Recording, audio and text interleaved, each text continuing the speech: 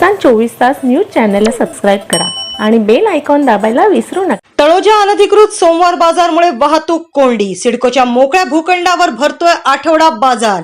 प्रभाग अधिकारी अमर पाटील यांची कारवाई टाळाटाळ। आठवडा बाजाराचा हप्ता खातोय कोण?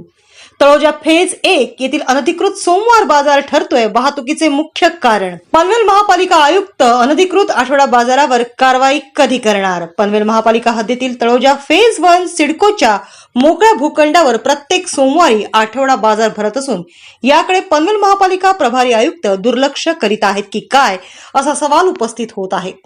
या आठवडा बाजारामुळे प्रचंड वाहतूक कोंडी होत असून हातगाड्यांचे साम्राज्य देखील दिवसेंदिवस पसरत चालले आहे। पनवेल महापालिका आयुक्तांनी हा आठवडा बाजार कायमचा बंद करावा अशी मागणी होत आहे।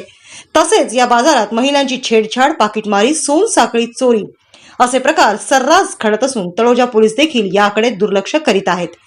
आठवडा बाजार बंद न केल्यास नागरिक वरिष्ठ पातळीवर तक्रार करणार असल्याचे हिंदुस्तान 24 तास सोबत बोलताना सांगितले।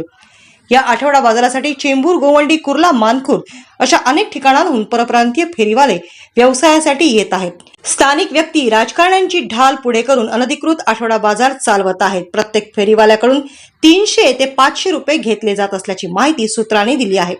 अनेक वेळा या बाजारात हाणामारी झाली आहे। गँगवॉर होण्याची वाट पाहिली जात आहे का असा सवाल नागरिक विचारत आहेत। रस्त्यापासून मोकळ्या भूखंडापर्यंत फेरीवाल्यांनी बस्तान मांडले आहे। हिंदुस्तान 24 तास न्यूज चॅनलला सबस्क्राईब करा आणि बेल आयकॉन दाबायला विसरू नका।